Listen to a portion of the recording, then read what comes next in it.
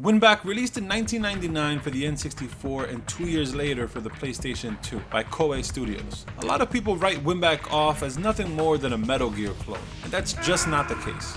There are similarities between the two, especially in the character design, but WinBack's gameplay is a lot more unique than people give it credit for.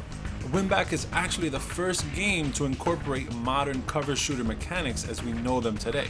Time Crisis had cover shooting in the arcade, but that was a little different, it was first person, but WinBack was the first to do it in third person. Right away when starting the game, you'll notice a bold attempt at cutscenes which are so cheesy that it makes them endearing and enjoyable even today. There's no voice work, just subtitles, but cutscenes are all done using the in-game engine, and all the characters have that stiff movement distinctive to the N64. You play as Jean-Luc Cougar, who with his team is tasked to reclaim the Gulf complex from a terrorist group.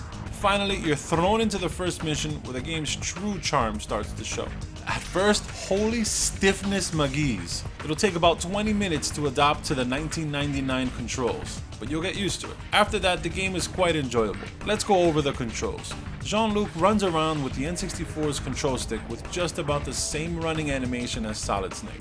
You see, there are similarities, but not much. But instead of the top-down view of Metal Gear Solid, WinBack adopts the behind-the-shoulder third-person view, giving a much more arcade action feel to the game. There is no second analog stick on the N64 controller, so moving the camera left to right has been assigned to the left and right C buttons. Now, I've never had an issue with the lack of a second analog stick on the N64 controller because the games were designed quite well around the controller. The first gimmick or trick that you'll see in this game is the ability to take cover behind walls or crates. You won't take damage while in cover or behind crates either. You'll be able to lock your aim onto enemies using the R button. This will reveal a laser sight as well that you can manually control in addition to the auto aim, which is useful for destroying switches or crates around the levels. Press the Z button to crouch while in cover or out of cover. And finally, press A again while locked onto a target to shoot your weapon. One thing you'll notice is not being able to run and shoot at the same time. I had to get used to this because there's times where you'll be in an open space and enemies appear out of nowhere and your first reaction is to shoot, but that leaves you standing there like a duck taking damage. It would have been nice to have been able to strafe sideways behind cover like in Siphon Filter. Go watch my review if you haven't. The combat is fairly simple as long as you have some kind of cover. Simply lock onto an enemy and pop out of cover to shoot. Rinse and repeat for most of the game. The difficulty lies in how much patience you have to stay behind cover and wait for the right moment to shoot the waves of enemies. That's not to say the game is easy, however. Another aspect of WinBack is the puzzle solving in stages. Stages will consist of outdoor areas and indoor areas with hallways, ladders leading to multiple floors, and slight backtracking into sections of the stage which are blocked at first, but open up once you find the key to open the door or switch that deactivates the laser grids. There's a big reliance on backtracking, which I can't help but feel was a cheap attempt to pad out levels. Regardless, the backtracking is never too overwhelming and it's actually cleverly done most of the time, rewarding the players that pay close attention to their environments, looking out for hidden switches or keypads that might be overlooked by the more unaware player.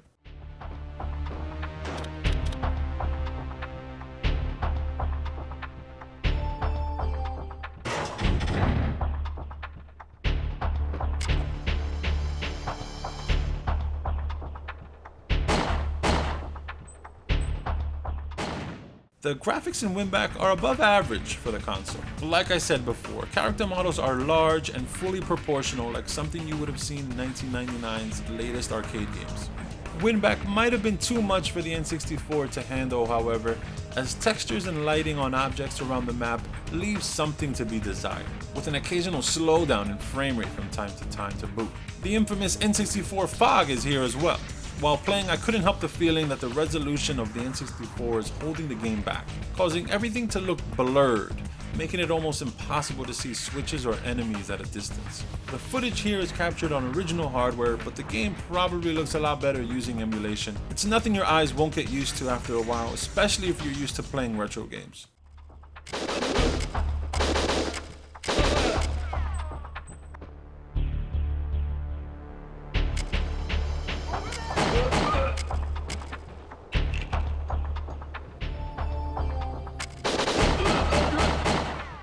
In order to complete the package, WinBack went for a crisp sound design.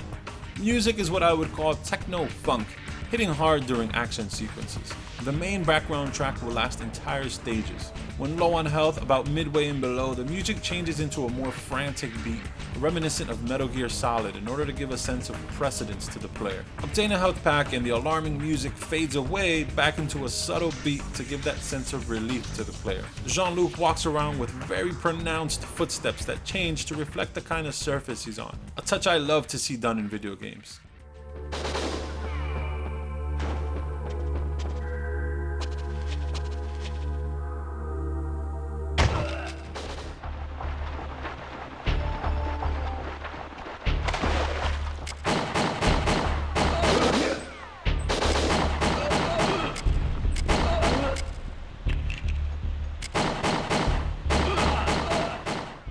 Gunfire, while not real-life accurate, all have loud, clear sounds to make every shot legible. Crouching and rolling have ultra-satisfying sound effects to accompany them as well. And last but not least, reloading is perhaps the most satisfying of sound effects, with the loud crackles of chambers and gun parts being prominent sounds through your TV speakers. While playing for the review, I really got to thinking how important a game's soundscape is to the overall experience.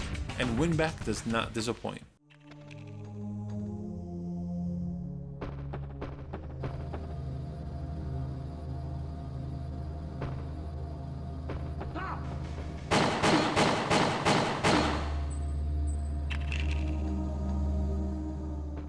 WinBack is a solid entry in the action shooter genre. I think you'll find that the game has a virtual cop arcadey type feel to it, but obviously in third person. The mixture of shooting and puzzle solving go a long way to keep levels fresh and never boring, along with that sound design that's crisp and engaging. That'll do it for my look today at WinBack Covert Operations for the N64. I hope you enjoyed the review. For those returning viewers, I thank you so much for returning. If you're a new viewer, consider subscribing to the channel and keep up to date with all my reviews, hardware reviews, and much more. See you on the next one.